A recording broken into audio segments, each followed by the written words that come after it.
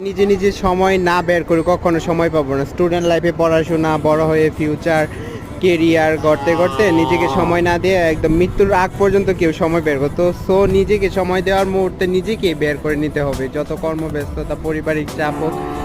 তো আপনার লাইফে কিছুই থাকে না, শুধুমাত্র মানুষের যে একটা সময় বৃদ্ধ হয়ে যাবেন তখন আফসোস করে বেড়াবেন।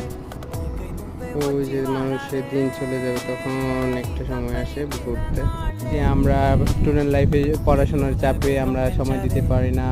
তারপর স্টুডেন্ট পর কর্মক্ষেত্রতা, কেউ দেশের বাইরে চলে যায়, কেউ আবার অনেক সময় পরিবার নিয়ে ব্যস্ত, বিয়ের পর বাচ্চা কাচ্চা, তো কি ওইভাবে সময় দেওয়া না। একটা সময় এভাবেই মানুষের লাইফ কেটে যায়, একটা দুনিয়া থেকে চলে যাওয়ার মুহূর্তে মানুষ সময় করে নিতে পারে না। সো সবাইকেও আমরা নিজের প্রতি একটু সময় বের করব, একটু ঘুরবো, তারপর আপনার লাইফে কিছুই